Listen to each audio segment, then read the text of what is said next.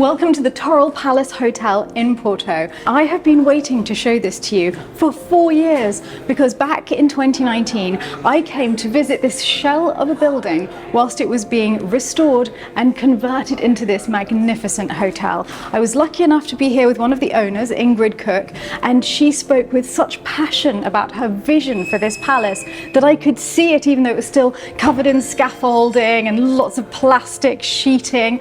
There were people still painting the ceilings by hand, and now finally we see it in all of its glory and filled with life.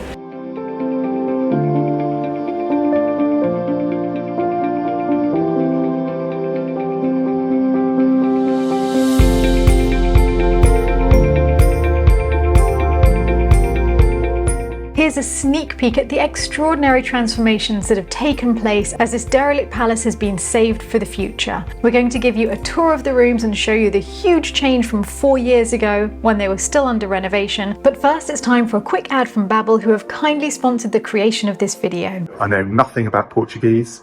I've got my Babbel app. So the reason I'm using Babbel is because I love it. I have been using it to learn Spanish. As those of you will know, I live in Spain. I've been rewarding myself with progress by eating ice cream. It is scientifically proven to help you start speaking a language in 3 weeks.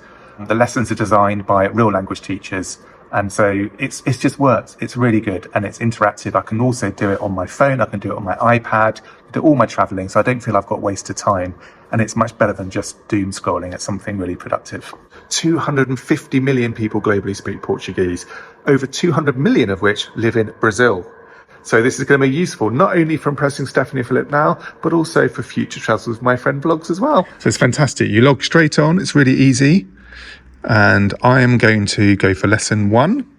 Oi.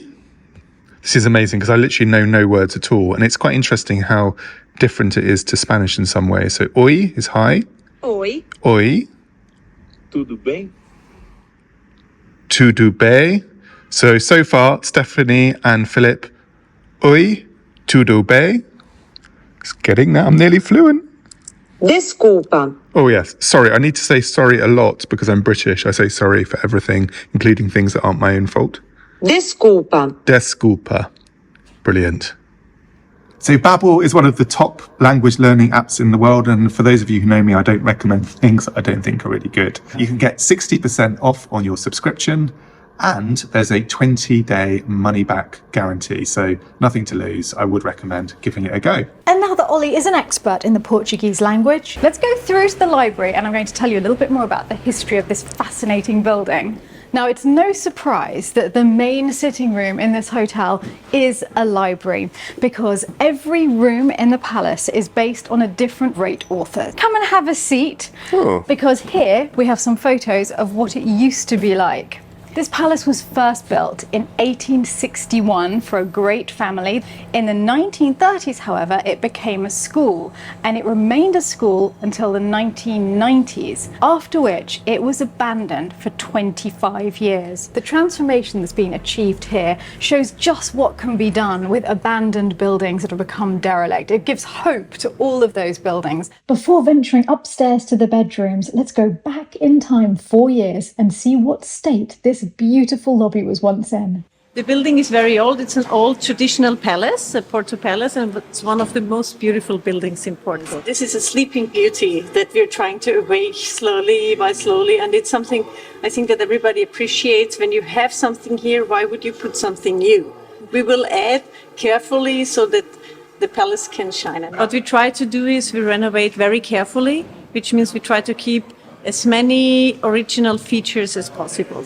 So what you can see here, for instance, all these paintings on the wall, these were repainted by hand by a team of very dedicated people who know their trade very well. So this is how it used to be exactly, and still has to be cleaned because it's very much in there. It's beautiful. It's so beautiful. Yeah, you will see more when you go upstairs. Now let's come and I show you something even more exciting. So this is the claraboia, the skylight, and of course it gives all the lights to the whole palace until the ground floor. But you can see the, immense detail that has gone into this decoration here. And this is really a riqueza, a richness of the Porto tradition of architecture, design and art. I come here several times a week, but it's to stand here, the energy is so beautiful to see this. It's real art, and it has survived centuries. To really respect the tradition, to respect the building, everything that was done before, and just to try to add what we can add and what makes sense is, I think, really our philosophy and our approach. And it's extraordinary how much things have changed since 2019. As you can see, the stairs are transformed from the way they were before. I love the way they finished the walls with this faux marbling. And from here, you can look all the way up. Now we're just going to go up and get a closer look at the cupula. Isn't that stunning? So here we are under the most splendid cupula, and there are 4 figures going around it. I can recognize the first one. She's Athena, goddess of wisdom. And then there is Mercury, messenger of the gods, but also god of commerce. So you'd expect that here in Porto. And then I think we have Portugal herself, holding a ship and a rudder, symbolizing the seafaring trade of this city. And I have no idea who the woman with the hand on a stick is. So if anyone knows who has a hand on a stick, then please let us know in the comments below, because I can't for the life of me work it out. It's literally a hand on a stick, isn't it? No, it's quite literally a hand on a stick, yeah. It's so cool.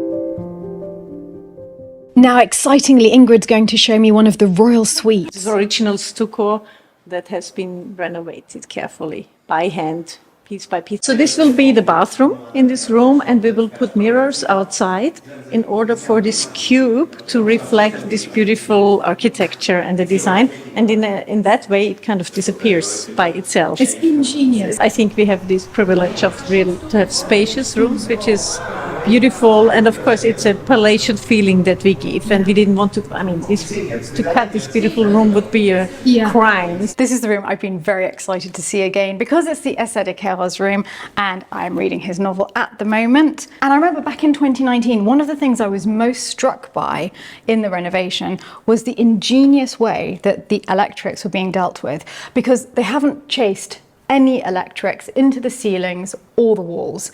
Everything is lit by lamps, or the whole top of the glass cube lights up, and that lights up the whole ceiling area, which means that they've left the integrity of the historic building. And then the wiring comes out here at the door, and then either side of the bed in the actual bed frame. So in this room, it's done in the headboard. And in our bedroom upstairs, it's done in these 2 beautiful toile de jouy screens, one on either side of the bed. I wanted to turn this place classical as it is, all the classicism of the building, but giving some points of modernity, like the lights and the bathrooms, all the things that you need when you're in the hotel. They are contemporary, modern, and all that. And then you have the beauty of the classic building and decoration. The hotel's designer designed lights that would illuminate the stairs without detracting from the beauty of the skylight. This glowing strip of light winds its way all the way down the staircase. I was on the phone to Camilla about this actually yesterday, because I've got the similar problem where I've got very historic walls with paintings on. I've got painted ceilings. And how do you run the electrics through? Because I've got like 1 switch per room. How do you run that through? This is really inspirational. It's very similar to our room, as you'll see, but something very adorable. They're expecting a younger guest here this evening. So instead of the little extra truckle bed on the other side that we had for our tiny Oliver, here, what's inside the cot? Lots of petit prince goodies for the little one. It's so thoughtful. There's really everything you could possibly need. If I'd known this, I would have said I was 4.8 months. I know, you might have got a colouring And I would set. have got my own colouring set in my book. Yeah, well, you live and learn, Ollie. Yeah. The bathroom here is the same as ours, which means it's spectacular. It's amazing, isn't But there is one difference between this room and our room, and that is this way. Should we step onto the balcony, Oliver? Yes. Isn't this wonderful? Imagine having the breakfast here in the morning. I mean, don't get me wrong, I enjoyed having it in the bed, but this wouldn't be bad, would it? I remember standing on this very balcony all those years And it ago. looks so different. Yeah, and imagining what the place would be like. But I honestly, I loved the concept of the glass cubes for the bathrooms, but I didn't imagine it looking as beautiful as that. The way that the lights and the curtains have been done is breathtaking. Yeah, it's really, really good. And if you're wondering what to drink on the terrace, here we have a large selection of Portuguese wines. Spot of port, anyone? You've turned into a statue. Hang on. The ceiling's amazing. So it's different from ours because it's got the green and the colouring. Yes, a lot more paintwork on this one. Very beautiful. With the trellis around the outside and all the roses and the cherubim frolicking. They are 4.5 meters high, the ceilings. Look at these doors. So this would have opened up. Into the room next door. And it would have opened up there as well, so one could flow through. And each of the rooms has a portrait of the author. So here is Essa de Queiroz himself. I have to say, an author that I highly recommend. I'm just having a little pause to share a little bit of Essa de Queiroz with you. What I love about this is that it's the most wonderful portrayal of human nature, but also a lot of interior design. So obviously I love that. And here they're talking about the redecoration of a palace in Lisbon. Beside the fire, Carlos had created a little nook for his grandfather with a gold-embroidered Japanese screen, a white bearskin, and a venerable old armchair whose faded silk upholstery still bore the Maya coat of arms. Doesn't that set the scene? And there are moments like this throughout the novel. It's great.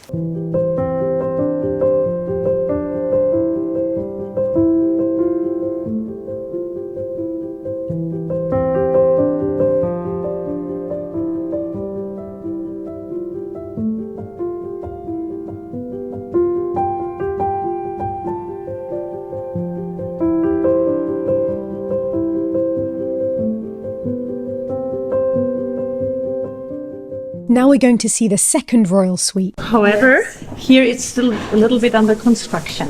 But what we can see here is how the people are working on this stucco. Bom dia. Bom dia. Tudo bem? What a treat to see this in progress. And how wonderful that things are still being done like this today. It's just such painstaking, incredible craftsmanship. This is the thing, you know, I am from Austria, and for us, like, I grew up with handcrafts and all the things, but nowadays it became so rare, and of course it's also expensive, but it's something so special. I think it's to really appreciate this and to bring it back to life in a way is to honor, of course, everything that makes this place and this country. That sight, strewn paintbrush on ground, just reminds me of all the work we've done at Lalande. Restoration is the same everywhere in the world. To me, this behind the scenes is one of the most exciting things about a building. It's as beautiful to me as the finished result. There's the interior of this room's bathroom cube. I really want to come back one day and see this with the mirrored exterior. And on one side of the cube will be the bedroom, and on the other, the sitting room. And now, 4 years later, this is the moment that Ollie first saw the royal suite when he checked in 2 days ago. Here we go. Oh, look. The first thing we're greeted by is champagne. We've got strawberries, we've got chocolate. It's fantastic. Look at the ceiling. For those of you who know my house, I've got a lot of ceilings to restore, and I'm very, very inspired. Little desk, if any of us wants to do any work. Sincerely hope not. So this isn't the bed, I think it's just a spare bed, and this is the one that I'll be sleeping on. I'm just so gentlemanly like that. So we've got this lovely sofa. All of this, by the way, is the mirrored box. I'll just come back so you can kind of see it. So in the middle of this room, it's very tricky to see, but you can see there's this, basically a mirror, a cube. So they've done it really well. So rather than sort of carving up the room by putting an ensuite in, they just really kind of gone for something beautiful and modern and crisp in the middle of it, which is this mirror box. It's very clever. Look at this sideboard. Love that gold. Have a cup of tea in a minute. And over here, you've got these lovely, lovely curtains, glorious windows, very, very quiet street. So it's absolutely lovely. Can't hear a thing. Over there, it's one of the Eames chairs. I love those. But look at this. I absolutely love this. This is the bathroom. So it's basically this cube in the middle of this historic room. So they haven't had to cut up the ceiling or anything. It's a really clever idea. You've got these lovely curtains, and then just look at this. Absolutely beautiful.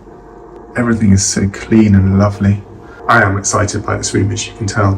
This is the kind of bed that you don't want to sleep on because it's so beautiful.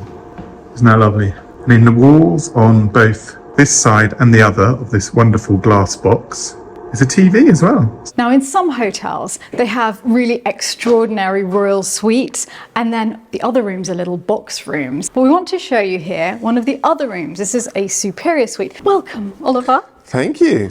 So you see you have exactly the same configuration. There's the mirrored cube in the middle, and the same enormous ceiling heights, beautiful stuccoed ceilings. And the little differences here are there's this dark furniture. There's a much darker vibe in this room, which you definitely see coming through in the bathroom. Oh, you're going to love the bathroom, Oliver. I love the sort of darkness with the lightness. Me too. It's very clever. And the way the lighting is done everywhere, it's very moody. No, don't switch it on. Don't switch it on. We've done that joke before. Has to be said, it's quite sexy, isn't it? The rooms here are very sexy. Oh. Less so when you have Oliver on a truckle bed in your room as well, but they are sexy rooms. Okay, I'm not sure how to take that, but yeah, okay. Wait till you see the headboard. This is the headboard to end all headboards. Oh, it's just marvellous. All in velvet. And this is one of the bedrooms that inspired the theme of the entire hotel, because up in the ceiling, you can see the Portuguese author Luís de Camões just there in relief. And so they decided, well, these people were here already. Clearly, it was a home that was filled with learning and literature, and let's just keep it that today. I love that. I love looking for clues in the building itself for the themes that you can bring out. Brilliant. And the ceiling itself, my word. He's very handsome. Thank you. Thing to lie in bed and look at. You want to look up at Luís de Camões? I'm so cheeky. But yes, I do actually. Oh, that blue. I know. Stunning. To wake up here in the morning looking at that view. Here, the wardrobes are glass, just hidden away behind the bed. And I've even got two little seats when you're putting your shoes on. Look, his and hers shoe tying seats. Yes, for the Manolos. Yes. Isn't quite what I'm wearing at the moment, to be fair. And again, there's that ingenious nature of the electrics here. In the back of the headboard, you have sockets. So if you want to sit here in front of the huge mirrors, curling your hair or straightening your hair, it's a perfect spot to do it. I love the way the curtains have got the hooks at the top. I've never seen it like that before. Yes, and that you just pull them back. You don't actually open them at the top. That's very inspirational. It's quite a lot of ideas that I would like to pinch from here and take back to Lalande. And I think that this is jasmine, so the scent must be extraordinary when it's in flower.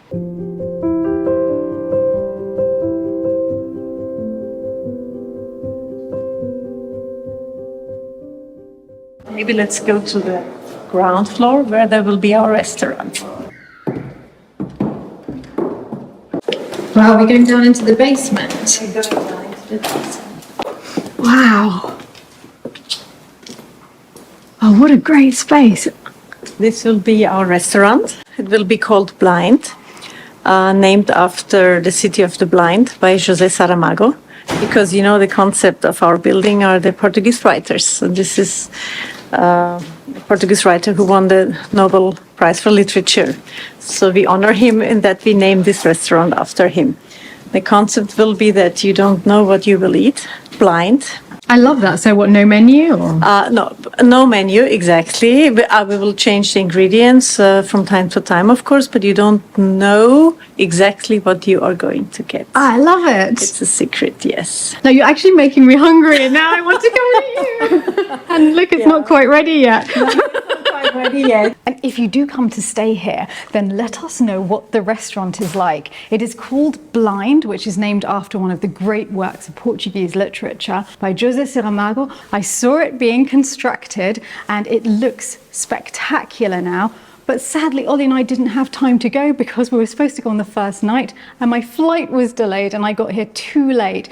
And it's a 10 or a 12 course tasting menu with different wines with each course. So my favorite sort of dining experience. So please go and let us know what it's like. And I'm just reflecting back on the photos we saw when this was a school and the utter transformation. Total. And apparently the cupola itself was broken for a long time. The Water was just coming pouring straight through to the ground floor. Can you I don't imagine? think we can underestimate what a magnificent job they've done in turning this back into something so incredible. How it's been saved. Yeah. And then all of the tiny details that there are here. Books by the authors in each of the bedrooms. Wonderful nibbles. Every time we come in, there's a different snack left out for us. Downstairs in the library, they even have playing cards for anyone to use. And each of the playing cards has a picture of a different Portuguese author on it. So it's these tiny little details that make it not just a hotel, but they make it feel like a home. Yeah, it's amazing. Definitely be back, won't we? Oh, definitely. And I can highly recommend this hotel if you are ever coming to Porto. We'll put the details in the vlog description, but We'll be here next it's not time. just the hotel, the people are lovely, absolutely lovely. Shall we introduce everyone to Ricardo, who's been Yes. showing us around? So Ricardo, come and say hello. Yeah, the lovely Ricardo has been our guide this time. Ingrid's in the Bahamas, so she couldn't be with us today. But I'm in the palace, so exactly, yeah, you're the lucky one. it's a privilege to be here every day. And after the renovation, and the palace is, well, Yes. my concern now is the service, is you guys, is the... Oh, it's been wonderful. There's no concerns there. The service has been incredible because Oliver had one shot of tequila in the evening, just one shot. One shot. And then we were filling in what we wanted for breakfast and he was saying yes to everything. So at breakfast, Oliver ordered omelette, scrambled eggs, poached eggs, fried egg, Boiled a egg. boiled egg, 5 different types of egg. And I was like, this is ridiculous, Oliver. It's just embarrassing. And I was filling it all in. You ordered hot chocolate and tea. And 3 types of juice. 3 types of juice and coffee. Everything was delivered. Everything is possible. So I'm sorry we were such difficult guests, but it was so wonderful. Well, I think my wife would say, next time I come and I do that, please do say no to the guest, okay? And now we're in that outside space that looked so terrible and uninspirational back in 2019. I just love a mind that can look at this and imagine a finished garden. And I'm sure it's going to be stunning. Journey. It's a beautiful journey. And here now is the swimming pool and this wisteria-covered pergola, loungers to lie by the pool. It's a heaven. And It's rockstar, isn't it? It's rockstar, exactly. Rockstar, and shows what you can do with a very small space in the middle of town. It's so luxurious. You going to take a dip, Stephanie? This is where breakfast is served in the morning, and this is where dinner is also served outside, though, of course, there's also inside. And I love the dark interior of the pool. It feels very sumptuous. I love this too, because you know I'm looking to do a tiled pool that's not blue, it's kind of darker. Yes. It's very inspirational. Camilla, please make this for me. She's got her work cut out. Just before we go, Ricardo's told me that they have got our incriminating breakfast form with everything ticked on it. So I'm sorry about that. That's a Well, souvenir. It's a souvenir for us. We gotta keep it forever to remember you very well. Someday you were struggling out to, to place everything in the chariot and the boat. So when either of us try and book again, you'll remember our names. You'll be like, oh, I'm so sorry. Oh, we're fully booked. Oh, no. We haven't got enough Oh. eggs. We haven't got enough eggs. Thank you so much. Obrigado. We're back in the library now, and I want to tell you a little bit more about this room. There is even a patisserie inside this library, but one of the things that I find most wonderful is that they've launched the Torel Book Club, which meet here once a month. So they're still launching new books by Portuguese Portuguese authors. Here we have the streets of Porto, lyrical itineraries, 100 words. But the nicest thing about it is that they're going to start inviting the pupils of the school to come here and join that club and to reminisce about their time here, because they realized after a while that they were seeing people staring, looking inside, too scared to come in, and realized that they were pupils. There were people in their 70s and 80s who studied here, and they see it as this really swanky, expensive hotel, and they feel that it's not for them, but actually this place is for all of the community. And so they're invited to come once a month to share their memories and to realize that they're such an important part of the history of this building. Oliver would like to show you something he loves in here. Yeah, I love the fact that from this corner we've got the books that are just sort of whooshing out. They're escaping from the bookshelf. All across. And I think this is, I don't know, if to me it's kind of symbolic of the fact that, you know, books can just be sat there and nothing happening with them, but these books are coming out and they're reflecting real life and real people and real adventures. I really like it. I'm doing a library room in my house, you know that, don't you? So this is a big idea. I was thinking the same thing. How have you found staying here? 2 amazing nights sleep. It's so calm, so quiet. I don't know, it feels like you're in a home. Everything is very, very understated elegance. And we've been able to walk everywhere from here. Yeah, I definitely come back here. I've already been talking about it with Camilla, so you never know. She might treat me. And presumably I'll be in your room as you were in ours. Yes, get the truckle bed out again? Absolutely, yeah. The cot.